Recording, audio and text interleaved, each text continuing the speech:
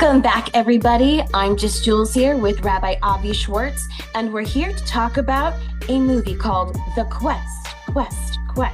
Get back your ex. Go. Master manipulator. He was a cheater. They're being paid, which means we're being played. So, Rabbi Avi Schwartz is the writer and creator behind this beautiful and amazing movie that you can find on Tubi. This movie is so good that people like Roseanne Barr said that she wanted to produce it, and it's also made it to Rotten Tomatoes, and not all movies do. So please welcome Rabbi Avi Schwartz. Thank you so much for inviting me. Appreciate it very much. Absolutely. You know, when you introduced this movie to me, I wasn't sure if I was gonna like it. You know, why another romance movie? But I ended up loving it. But I wanted to ask you that question. You know, we've got Sweet Home Alabama and all of these incredible romance movies out there. Why another one? Well, it's not really a romance movie. It's more a redemption movie. See, I'm into the idea of people changing their lives. And I wanted to make a reality TV show, but a cinematic reality TV show, a combination of a new type of genre. So putting drama, putting comedy. And the idea was to take actual stories and put it in a vehicle whereby people could project themselves, getting actors to the point where they improvise the character to the point you don't even know they're anymore acting. You think they really are people. And the reason why I did that, I didn't want to embarrass actual people, you know, people going through different things. Unfortunately, reality TV shows sometimes do that. But I want to take their stories and put it in a way that people can see it's cinematic, in terms of a cinematic idea, atmosphere, live through it, and at the same time learn from the concept of romance that's really done in a way of redemption. Basically, what will you do for love? Right. It's a great premise, and I love how you say that it's about redemption instead of romance, because it brings more of a realistic approach to such a beautiful fiction. Now let me ask you this. In the movie, there seems to be the opening of this impossible scenario, right? Kind of like this. Hey, enough. Stop the show. Come on. Take them away. No. Take them away. Go. Now tell me, why did you decide to have this movie start off with and take place under an impossible scenario? Well, basically, it's impossible to get exes back together, right? You know, and the idea was one of that idea of getting people together, which is, like you said before, it's impossible. The other reason is because I want to set it as an adventure, to show people love is an adventure, redemption is an adventure. The idea of amending, repenting is an adventure, personal power is an adventure. So by having such a scene of action and using military, Holocaust, and so forth, you get into that mindset. And then later on, we bring it to the path changer, where it's going to be a new type of reality for them. That's the reason why I did it for. That makes sense, right? It would take an impossible scenario to get exes to talk to each other. So why not set it in that type of environment? Now, where did you come up with the ideas? So how many couples do we have in this movie? Let's start there. Here we have 3 couples, 6 broken lives, right? Each one has their own story. Each one has their own problems. You know, you think it's the men's fault, right? But in the end, we find out also the women have their own faults as well. Did he just say that we women have flaws? It's true, though. Well, and I wanted to set season 1 about the men, and season 2, what's coming up, about the women. And the idea is basically, what will people do for love? Can they overcome the hatred, so to speak, the animosity that they built up because of their bad relationship? Can they go back to the old times? That, in fact, we've made an app about that. It's called, you know, the time travel, so to speak, where you go back before you did the terrible sin against each other. So this, when you hurt each other. So Wait. So if for people who are single, yeah, there's an app, and they can basically live in the future with these hypothetical scenarios. Is that what you're saying? No. That's the second part. That's another part of the app. The first part of the app is whereby it's a relationship app where you go back in time, so to speak, before you hurt your wife before the wife hurt the husband and so forth. And so you go back 1 hour before, so to speak, and you realize what you did wrong and you change it. See, if people, unfortunately, they focus on the thing that was a deal breaker. But what happened? That deal breaker never happened. Then all of a sudden you would give a different path altogether. Suppose that night you didn't have an argument. Suppose that night you didn't slam the door. Suppose that day you didn't come late. And all of a sudden a different reality occurs. So we make we have an app or a ChatGPT customized app, so to speak, with it. So then you can reframe. Because remember, how do you have a tragedy? How do you overcome trauma? You go 1 second before the trauma happened. For example, a person in the car crash, God forbid, right? Suppose they were driving and they didn't ram into the car, or the car was rammed to them. They made a turn just in time. Life would be totally different. The same thing with relationships. So that's why we made that type of app to go with the show.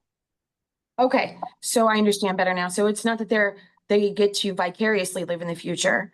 Wait, They, now comes the second part. that's the second part. Okay. That's the second part. We have another type of app called the character app, whereby we put you, so to speak, you look at your character and you're honest with your character, what your faults you have, what you have to fix, what you don't have to fix, what you can improve. And at the same token, we put you in simulations. What would you do in this situation? What would you do in that situation? So with this way, you already can tell under pressure, would be yelling at your wife. Under pressure, would the wife be ignoring you? Under pressure, would you all of a sudden say something terrible? Under pressure, would you be honest, not be honest? So in these type of situations, which is life, we already put you in that type of atmosphere, so you don't have to go through the actual experience.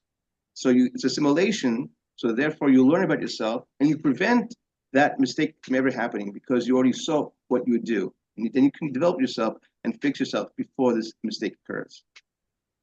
So is this something that you recommend to people when they're married, before they're married, both? All the time. All the time. All the time. Basically, look, example, let's assume I'm going to go to a business interview, right? So Right. when people goes to a business interview, they're going to get dressed up, they're going to interview, and then going to talk, and they can really mess up the interview. Suppose we have the situation where they have a make-believe interview, right?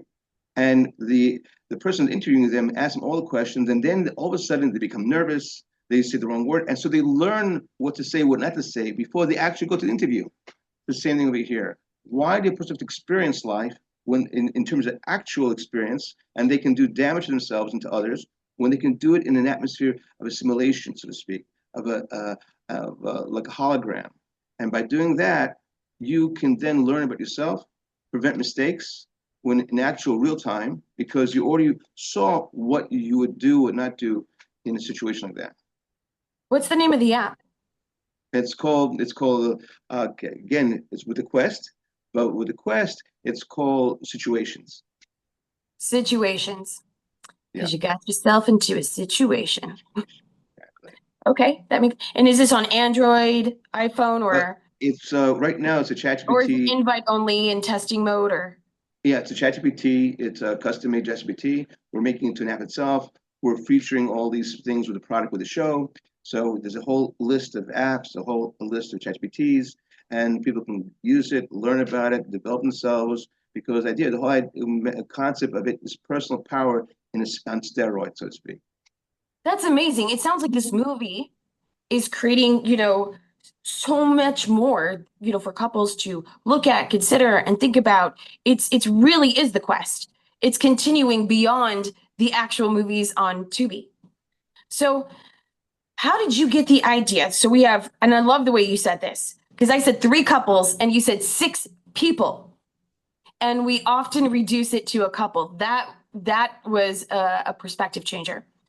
How did you get the idea, the scenarios that each couple would face? And we don't need to go into like details about, all of the scenarios because I don't want too many spoilers, but how did you get those ideas? Now what's 2025? So in 2010, 2010, the idea came to me. One day I was just thinking about seeing all these shows, The Survivor, The Matchmaker, and The Biggest Loser. And all of a sudden, an idea came to me. what would you do to get back your ex? You know? It is a place where second chances are possible, but only to be acquired by paying the high price that brought each man to the sorrowful condition each one now endures. Because basically, it's the ultimate love story. The ultimate love story is what will you do to get back with this person that you love the most, but you lost because you did a foolish thing. And because you didn't act properly, you didn't show respect, you didn't show proper love, you didn't consider that person's feelings and so forth. So what would you actually do?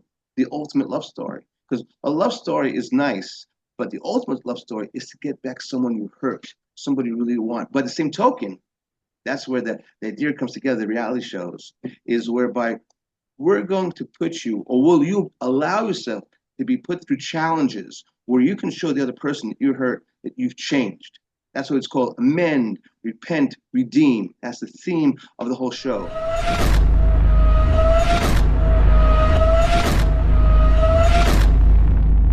Get back your ex. Then That's so amazing.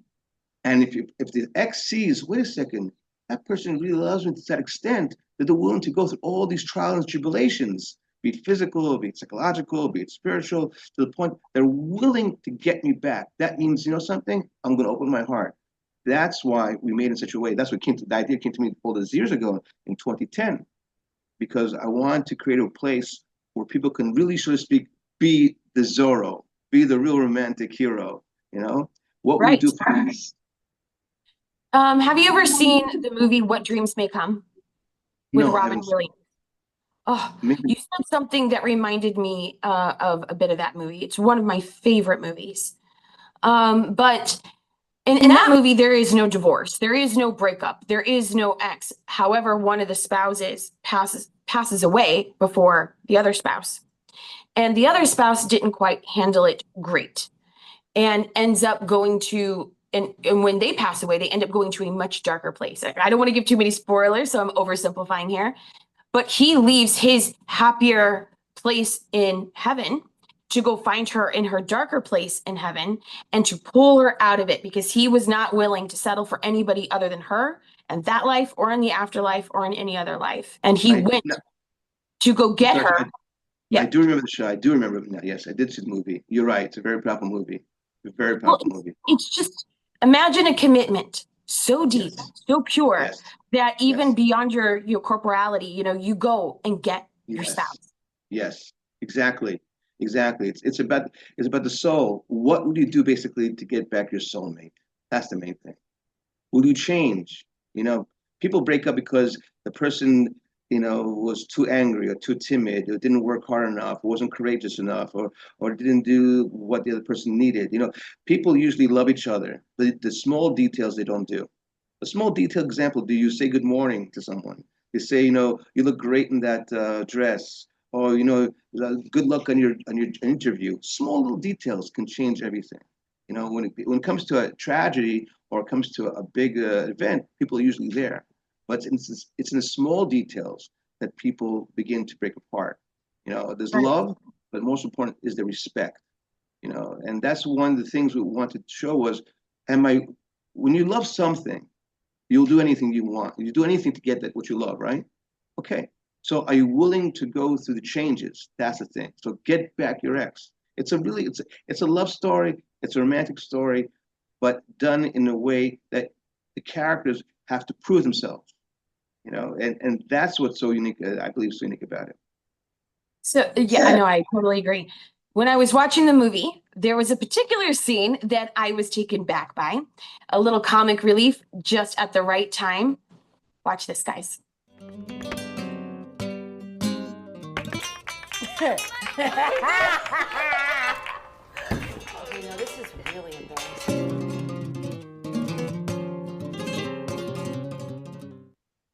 So, where did this concept come in to insert something so silly into the movie? I mean, it was refreshing, it was perfect. Where did you get that idea? Well, what happened was the idea was I love flamingo dancing. I love dancing. I love music. I love all these things. The idea came to me, what do you do for the love of your life in terms of dancing? Dance a little bit. It's fun. And my co-producer came up with the idea of using the fat suits. So it's very funny. And so then we came together, the idea, and we went to I think, to a store. We got the fat suits. It was her idea to get the fat suits, and my co-producer, and we gave the fat suits to the guys, and we had the flamenco music on, and the music was created by one of our actors named Doug Walker, a phenomenal composer, and play the music, and then they went into it. It's a great scene. We love it the way they did. It's a great scene. They're very funny guys. No, it's great. And I also think that humor can heal a lot when it comes to hard or tragic times, depending on the person and the personality type and the couple, of course.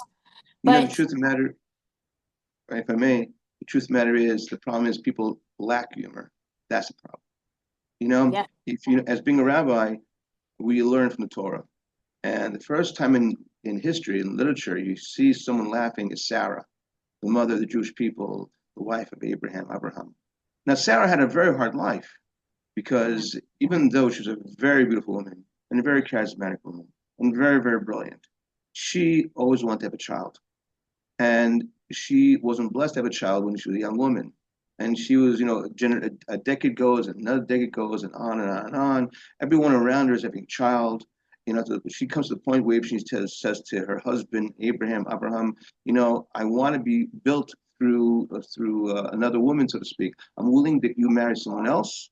And because in those days, you're allowed to have more than one wife, and you'll have a second wife, and through her, you'll have a child, and I'll be built to her. To that point, she so badly wanted a child.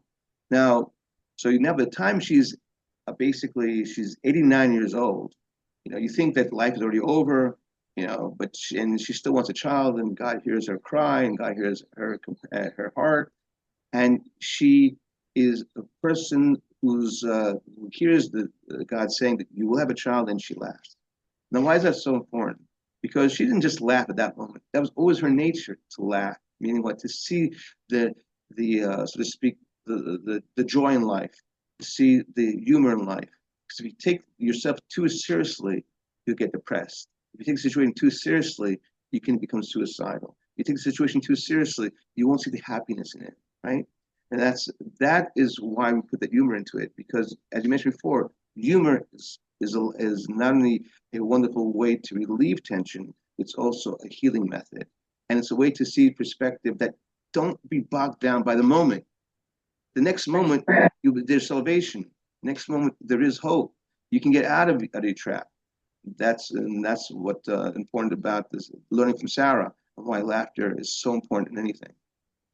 I think that is important. And I think people intuitively know that, because if you look at a lot of the viral videos online with couples, they aren't dramatic. They're funny. Like there's this new one that recently came out, and it's that these couples realize that they've never seen their spouse run at full speed. So they set up the camera, and at a distance, they have their spouse run full speed, like down a sidewalk, and they are laughing because it looks so silly because everybody runs so differently.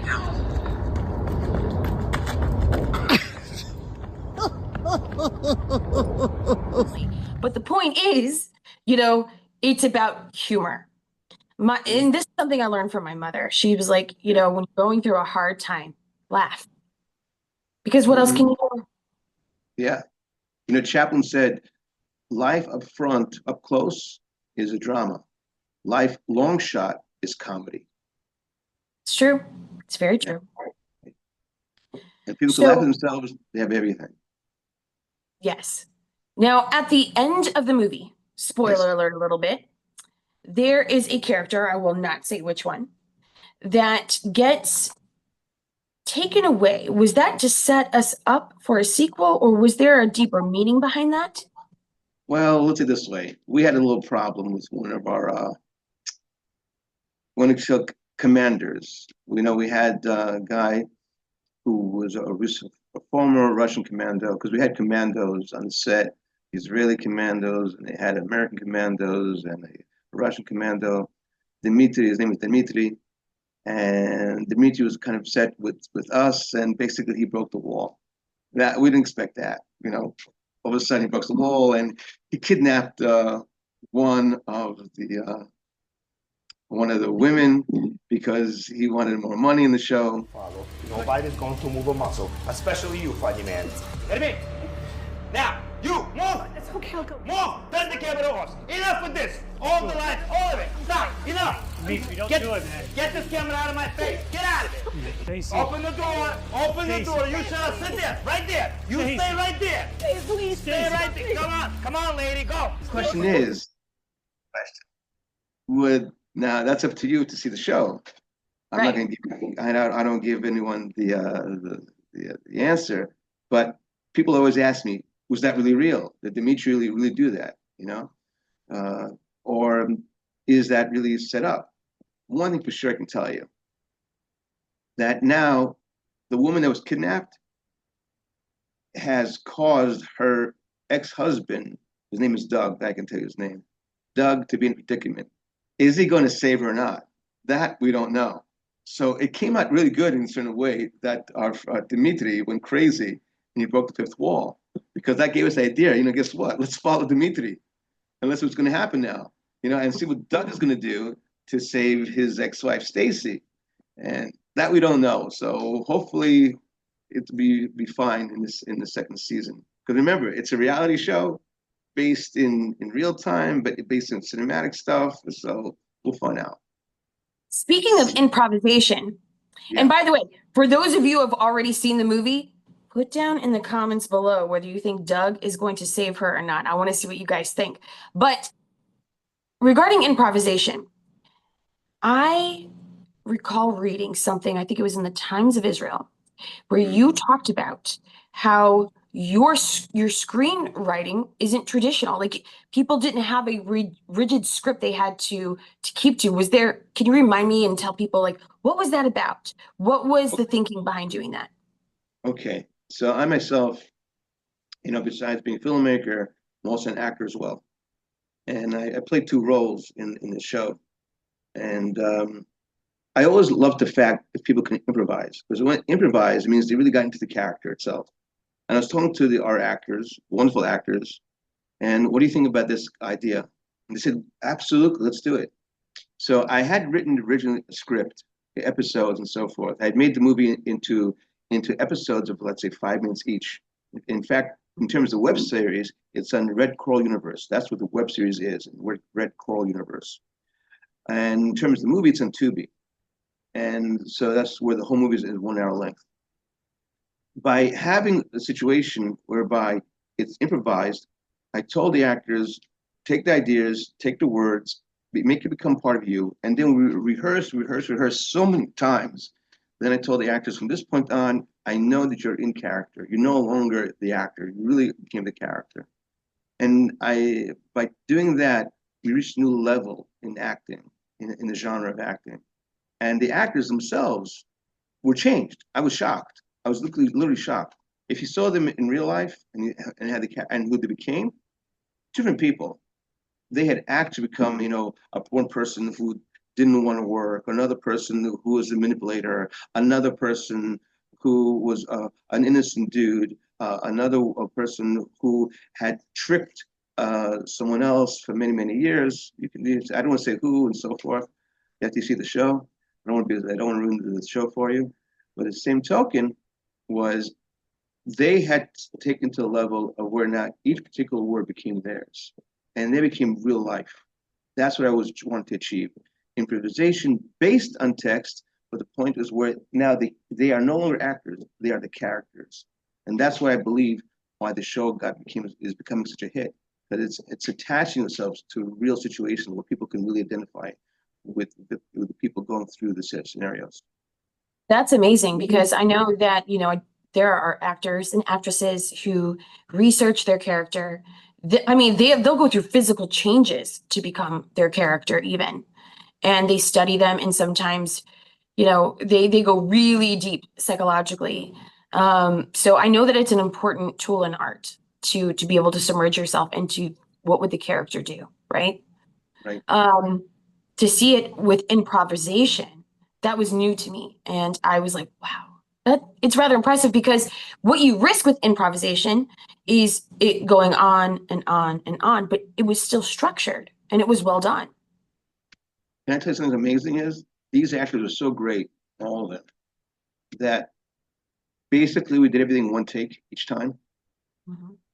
They knew exactly when to stop their line, knew exactly when the character had made a transition. They knew exactly what to do in terms of movement. It was amazing, absolutely amazing.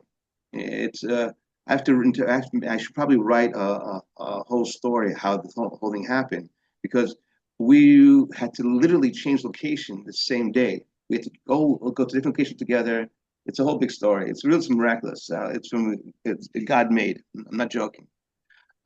That's another story. I don't want to take it right now. Your time. I know you're busy in terms of what you're doing, and also our schedule. And I don't want to bore the audience. It's not really boring. It's really an amazing story.